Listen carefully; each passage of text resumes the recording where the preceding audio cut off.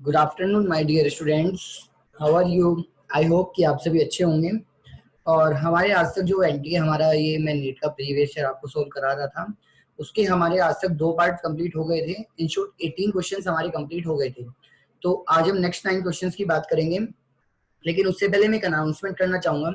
अब हम जैसे ही हमारा नीट का ये वाला जो सेक्शन है कंप्लीट होगा, इन शॉर्ट हमारे 2 लेक्चर और बचे हुए हैं नीट के प्रीवियस ईयर के, वो कंप्लीट होने के बाद हम एक चैप्टर को क्या करेंगे, हम एक पूरी की पूरी वीडियो अपलोड करेंगे एक चैप्टर की। उसमें से जितने भी क्वेश्चंस जिस भी टॉपिक से आ सकते हैं, हम मतलब इस तरीके से उसको अरेंज करेंगे कि आपका कुछ भी ना छूटे। तो उसी कारण मैं आप सभी से रिक्वेस्ट करूंगा कि आप इस चैनल को फॉलो सब्सक्राइब करें, लाइक करें और अपने फ्रेंड्स के साथ शेयर करें। और डेफिनेटली मैं आप सभी के लिए कहना चाहूंगा कि अगर आप अच्छे से स्टडी करेंगे और अच्छे से आप वीडियो प्रॉपर करेंगे और जो हमारा असाइनमेंट है उसको प्रॉपर करेंगे, तो देन आई होप कि मैं 100% आपको कहूंगा इस बात को कि आपके 45 आउट ऑफ 45 आएंगे। क्योंकि अगर जो लेवल इस साल पेपर का आया था 19 में वही आता है, तो definitely 45 out of 45 question attempt करके आना कोई बहुत बड़ी बात नहीं है, बहुत छोटी सी बात है। ठीक है, और आपको दिख भी रहा है कि क्या क्वेश्चन आ रहे हैं, जस्ट एक शॉर्ट ट्रिक्स पे क्वेश्चन बेस्ड आ रहे हैं। ठीक है, चलिए तो हम अपने नेक्स्ट क्वेश्चन की बात करते हैं। ठीक है माय डियर स्टूडेंट्स, आइए। तो हमारा जो नेक्स्ट क्वेश्चन है वो आपकी स्क्रीन पर ही है।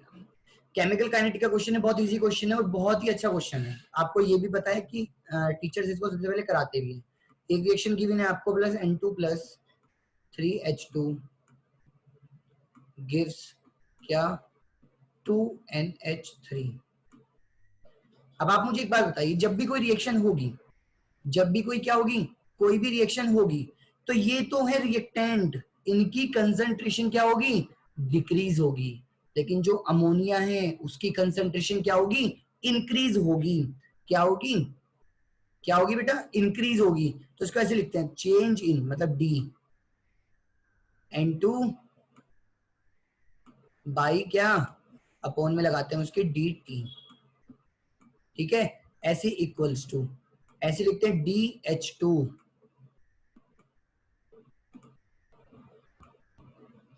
बाई DT इक्वल्स टू, अब क्या लिखेंगे यहाँ पर, NH3, तो DNH3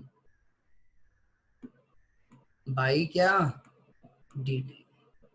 क्लियर स्टूडेंट्स। अब एक चीज का ध्यान रखना है, इस क्वेश्चन में हम कैसे करते हैं, यहाँ पर क्या है 1 है ना, तो इसको लिखते हैं 1/1, मतलब जो भी होगा ना स्टोइचियोमेट्रिक कोएफिशिएंट जो भी होंगे उसको अपॉन में लिखेंगे। जैसे यहाँ पर 3 है तो 1/3, यहाँ पर 2 है तो 1/ क्या हो गया आपका 2 आ गया। अब रिएक्टेंट जो होते हैं उनकी कंसंट्रेशन में क्या होगा, डिक्रीमेंट होगा, वो क्या होंगी सर, डिक्रीज होंगी। तो इस कारण उनकी कंसंट्रेशन के आगे तो क्या यूज करते हैं हम, नेगेटिव, और इसके आगे हम प्रोडक्ट के आगे यूज करते हैं पॉजिटिव। तो आप देख सकते हैं आपका कौन सा आंसर करेक्ट है। आपका आंसर करेक्ट है, ये भी गलत है, ये भी होंगे, तो अब ऊपर के 2 बचे हुए हैं। और आपका आंसर कौन सा करेक्ट हुआ, आपका आंसर ए बिल्कुल करेक्ट है, आप चेक कर सकते हैं। ठीक है स्टूडेंट्स, तो इस तरीके से आपको क्वेश्चन करना था। जनरली इस टाइप का क्वेश्चन आता है पेपर के अंदर। ठीक है, क्योंकि उसमें क्या करता है वो, ये तो डायरेक्ट आपसे पूछा गया है, वरना वो चेंज इन रेट दे देता है, N2 का दे देगा, आपसे अमोनिया का पूछ लेगा, वो क्वेश्चन को इस तरीके से भी देता है। ठीक है, चलिए नेक्स्ट क्वेश्चन की बात करते हैं कि क्या था next question. And under isothermal process, isothermal का प्रोसेस का आपने वर्क डन निकालना है। वर्क डन इक्वल्स टू क्या होता है, P pressure into change in volume. लेकिन अब की बार उसने दिया है कांस्टेंट एक्सटर्नल प्रेशर, जब भी एक्सटर्नल प्रेशर के अगेंस्ट करना पड़ता है तो फॉर्मूले में आ जाता है माइनस। ठीक है, तो माइनस P की वैल्यू कितनी है बेटा, 2 बार, ये गिवन है pressure of 2 bar, multiply by V कितने से कितना हो रहा है, पहले था 0.1 लीटर और अब हो गया है 0.25 लीटर। तो इट मींस क्या कह सकते हैं इसके बारे में, बताइए बेटा जी। इसके बारे में सर हम क्या कह सकते हैं, V2 ये है आपका, चेंज इन वॉल्यूम निकालना है आपको, तो क्या करोगे, फाइनल माइनस इनिशियल। बताऊं, वैसे मुझे इसका आंसर देखते ही पता चल गया था क्या आना है, अभी बता रहा हूँ कैसे पता चला था, माइनस के 2। अच्छा देखो, आपको आंसर आपका फाइंड करना है जूल में, क्या फाइंड करना है, जूल में। लेकिन यहाँ पर ये गिवन है बार में, तो उसने दिया है कि 1 लीटर बार इक्वल्स टू कितना होता है, 100 जूल। तो डायरेक्ट मैं 100 से मल्टीप्लाई कर रहा हूँ, बाद में भी तो करोगे ना, अभी कर रहा हूँ मैं, मल्टीप्लाई बाय 0.25 माइनस 0.1 तो कितना बन गया 0.15। तो अगर आप मल्टीप्लाई करेंगे तो इसके आ जाएगी माइनस का 30 जूल। अब देखो मुझे कैसे पता चला था इसका आंसर, मुझे इसका आंसर पता चला था कैसे, फॉर्मूले में क्या था आपके, फॉर्मूले में था आपके माइनस, क्या था आपके फॉर्मूले में, माइनस था, और आपका केवल एक आंसर ही माइनस में आ रहा है। ये देखिए केवल यही आपका क्या है, माइनस में है, क्योंकि भाई डेल्टा वी तो पॉजिटिव आएगा, क्योंकि देखो वॉल्यूम क्या हो रहा है, इंक्रीज हो रहा है, 0.1 से 0.25 हो रहा है, तो ये तो प्लस ही आएगा। तो इसका आपका आंसर माइनस के 30 था, डायरेक्टली मैंने आपको बता दिया था। ठीक है, ये आपको समझ में आ गया। कोई भी डाउट है तो देन आप कमेंट कर सकते हैं, चैनल को सब्सक्राइब करें, लाइक करें और अपने फ्रेंड्स के साथ भी शेयर करें।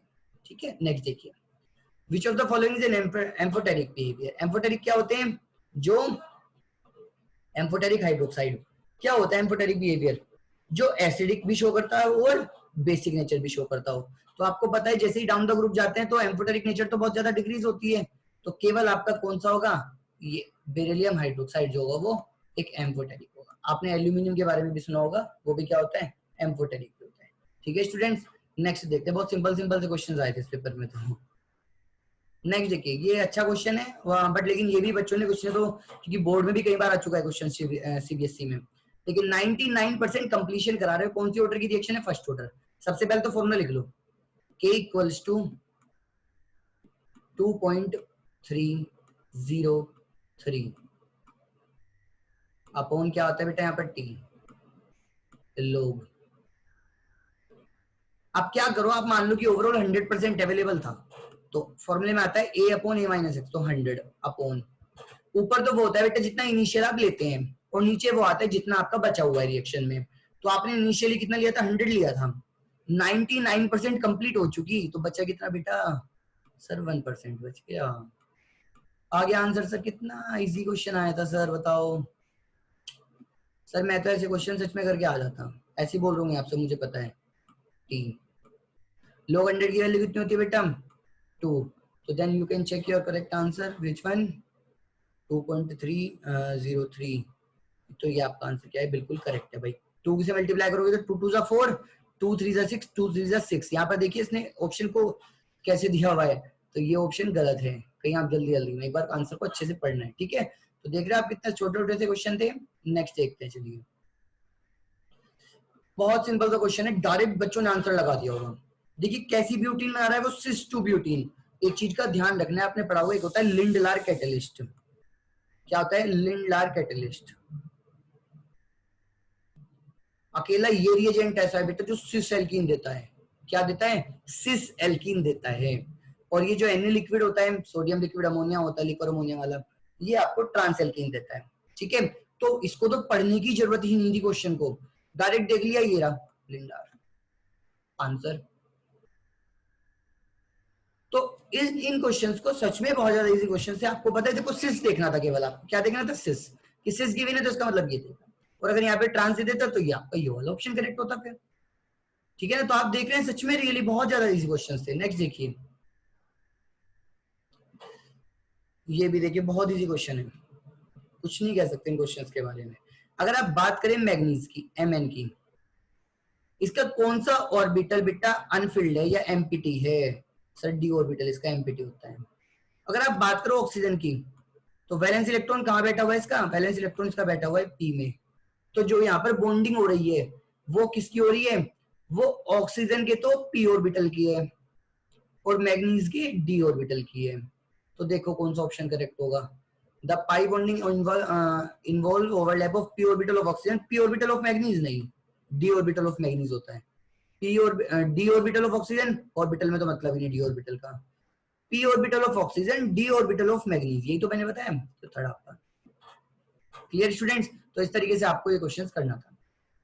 समझ में नहीं, समझ में आया बेटा, then you can contact me, and then otherwise आप चैट सेक्शन में लिखिए, मैं आंसर दूंगा आपको। जब तक समझ में नहीं आएगा तब तक समझाऊंगा ये मेरी गारंटी है। चलिए, तो स्टूडेंट्स का हाथ बीच में नहीं छोड़ते, है ना। 3 इडियट मूवी सबने देखी है ना, जब वो अपने फ्रेंड्स के नेम लिखता है, फरहान और राजू, है ना, तो कहता है मैं अपने फ्रेंड्स का साथ नहीं छोड़ता हूँ। चलिए, तो pH of A saturated solution of this is 9। तो अगर आप बात करो पीएच की, तो एक मिनट,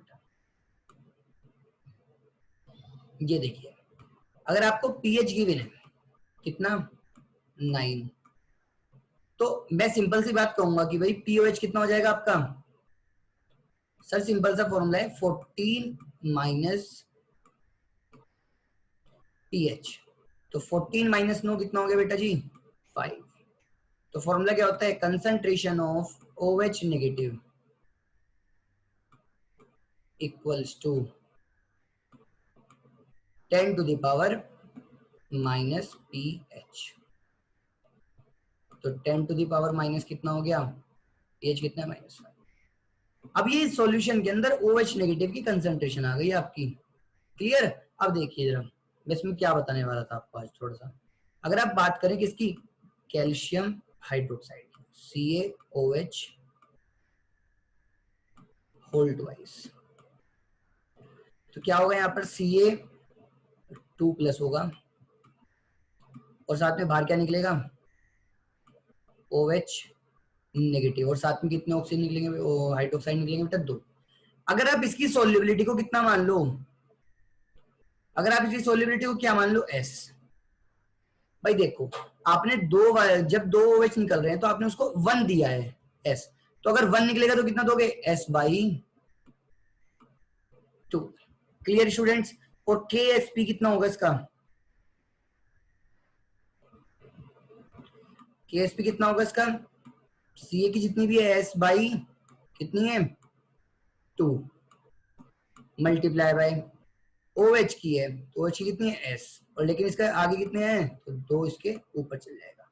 यहां पर आप S की वैल्यू क्या पुट कर दोगे 10 टू द पावर माइनस के 5, तो देन आपकी क्या आ जाएगी, आपका KSP फाइंड हो जाएगा। और आपका KSP अप्रोक्स आएगा 10, ये आएगा 0.5 10 टू द पावर -5। क्यों, -5 टू 10 एंड -5 15, तो ये आएगा, और 1/2 है तो 0.5। तो इस तरीके से आप इसको कैलकुलेशन करके फाइंड कर सकते हैं। ठीक है स्टूडेंट्स, नेक्स्ट देखते हैं।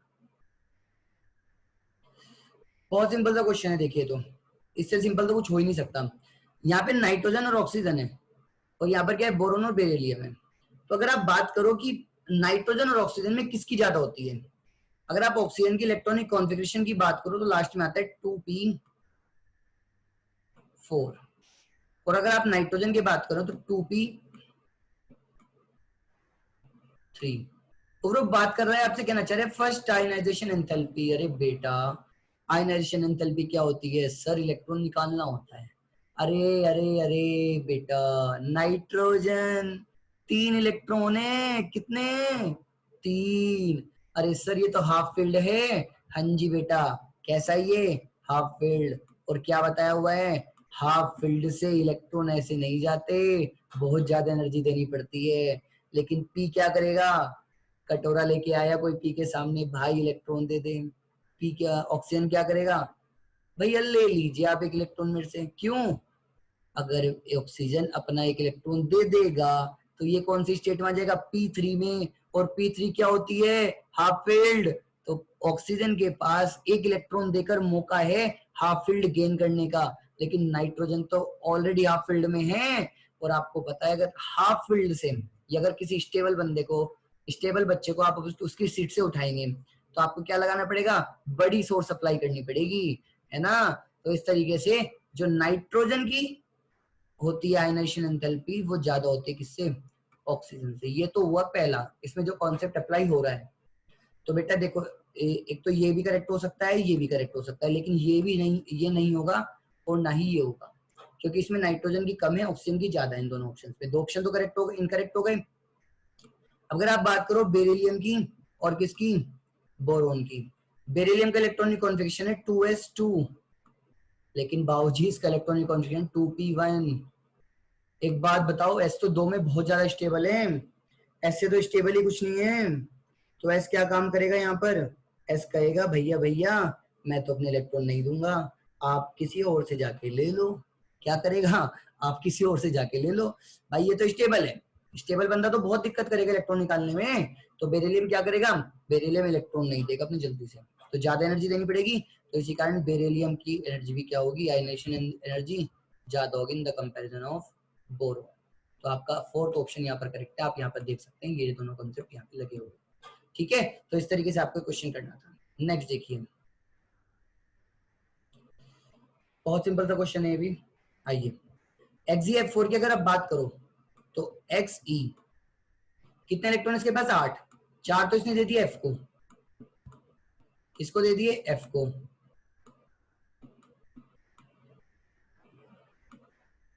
किसको दे दिया बेटा जिसने? F को। तो अब क्या होगा सर? अब तो दिक्कत हो गई, F को दे दिए भाई इसने। तो जब F को दे दिए इसने, तो अब क्या करोगे आप लोग? अब इसके बाद 2 लोन पेयर बची, क्योंकि Xe के पास कितने होते हैं? 8 इलेक्ट्रॉन होते हैं आउटर मोस्ट में। तो इसके पास टोटल बॉन्ड पेयर कितने हैं? 1 2 3 4। 4 तो इसके बॉन्ड पेयर हुए और एक इसके 2 लोन पेयर हो गए, तो टोटल कितना आ गया? 6। ठीक है, तो क्या स्ट्रक्चर कुछ इस तरीके से बनेगी? Xe 4F तो आप इस साइड में लगा लो, ये आपके यहाँ पर F लग गई, और यहाँ पर आप क्या करो इसके, तो आपकी क्या बन गई है? ये फिगर आपकी कैसी बन गई है? Square planar. तो आपका ए के साथ तो है सेकंड ऑप्शन करेक्ट। अब मैं आपको थोड़ी सी ट्रिक बताना चाहूंगा, यहाँ पे क्या कर सकते हो आप इजी के लिए। भाई या तो आपका फर्स्ट ऑप्शन करेक्ट होगा या फिर आपका फोर्थ ऑप्शन करेक्ट होगा। भाई देखो, बी में भी थर्ड गिवन है, बी में भी थर्ड गिवन है, तो यहाँ से आपको पता नहीं चलेगा। सी में फर्स्ट गिवन है, डी यहाँ पर फोर्थ गिवन है, फोर्थ फर्स्ट। तो मतलब या तो आप सी की फिगर सी की क्या कर चेक, स्ट्रक्चर चेक कर लीजिए, या फिर आप डी की चेक कर लीजिए। तो आप क्या करो, आप डी की चेक कर लो एक बार। डी देखो, XeO3, आपको पता है ऑक्सीजन को कितने इलेक्ट्रॉन चाहिए? 2। तो Xe के पास कितने इलेक्ट्रॉन है? 8। तो 8 में 2 एक के पास चले गए, तो 3 दूनी 6, तो ये हो गई, और एक लॉन पेयर बचा, ये हो गया। ये क्या बना? ये सर तो पिरामिडल है सर ये तो। भाई CH4 भी तो ऐसी होता है, Xe कार्बन यहाँ होता है, ऑक्सीजन यहाँ लगे होते हैं उसमें, इस तरीके से ये ऑक्सीजन लगे होते हैं उससे, है ना। और यहाँ पर उसके क्या हो जाता है बेटा? लोन पे हो जाता है। सिंपल सा है, तो आपका फोर्थ ऑप्शन क्या हुआ यहाँ पर? करेक्ट हो गया। ठीक है स्टूडेंट्स, तो इस तरीके से आपको ये करना था।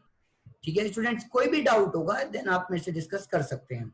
ठीक है ना स्टूडेंट्स, तो आपको इसी तरीके से करना है, और हम नेक्स्ट पार्ट में मिलेंगे, और आई होप सभी आप सब अच्छे होंगे, घर में रहेंगे, और इस चैनल को आप सब्सक्राइब करके बेल आइकन पर क्लिक कर लेंगे, जिससे क्या होगा? आपको नोटिफिकेशन मिलते रहेंगे।